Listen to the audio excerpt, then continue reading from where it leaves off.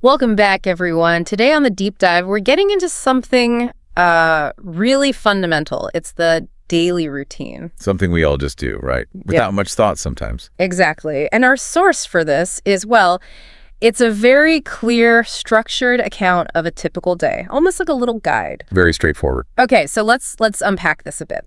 The mission here is to see what universal truths, maybe even surprising insights, we can pull from this simple daily structure. Sounds good. Where do we start? Right at the beginning. The morning, the source specifies a 6 o'clock wake up. Sharp. Yes, sharp. And then boom, straight into it. Brushing teeth, washing face, taking a shower, getting dressed. Then breakfast. And it's specific again. Eggs, toast, tea. It's interesting, isn't it? These initial morning actions, they're like foundational blocks. You call them keystone habits because they're often automatic. They reduce that feeling of having to make decisions right away. Frees up mental space, Yeah, it makes a lot of sense. Sort of sets a calm tone before things get busy. Precisely. It's like an invisible energy saver. Okay, so after that foundation is laid, it's off to work or maybe school. The source gives a few options for the commute. Right. Practicalities. Yeah, taking a bus, driving your car, or if you're close enough, just walking. Standard ways to get around. And the workday itself, pretty standard too. Yeah. 9 a.m. to 5 p.m.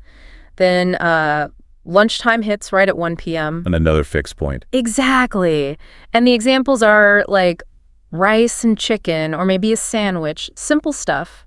And what's fascinating there, I think, is how those fixed points, the wake up, the 9 a.m. start, the 1 p.m. lunch, they create this rhythm.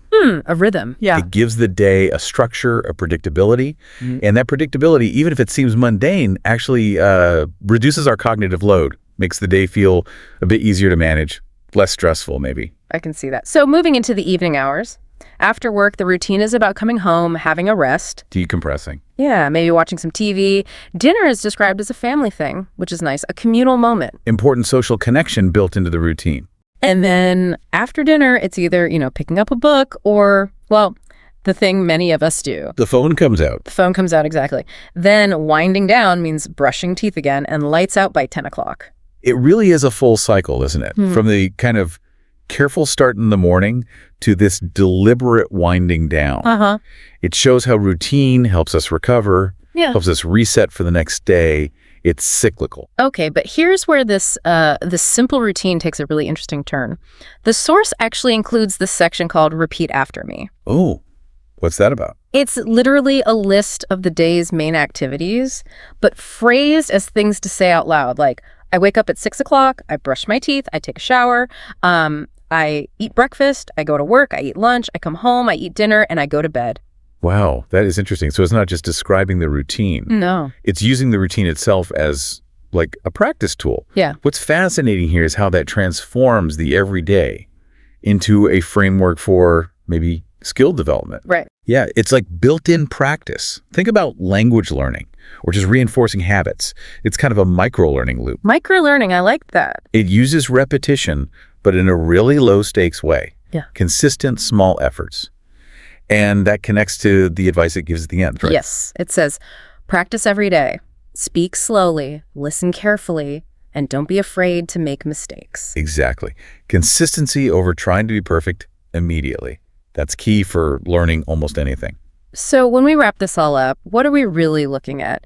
This deep dive shows that even a very basic daily routine isn't just about getting through the day. No, not at all. It provides structure, sure, and comfort, but it also has this hidden potential, doesn't it, as a tool for, well, efficiency and maybe even subtle learning. Absolutely. And if we connect this to the bigger picture, it really taps into, I think, a fundamental human need. Yeah. We crave a certain amount of order, of predictability. Routines deliver that, even simple ones. It's not just for comfort. It helps our brains work better, frees up resources, which brings up a question for you listening. Ooh, okay, let's hear it. Think about your own daily rhythm. What are those small, maybe automatic things you do every day? Your foundational actions. Your own keystone habits. Exactly. And then consider this. What might happen if you made just one small, deliberate change to one of those actions? How could that tiny shift ripple out and affect your whole week? Something to think about.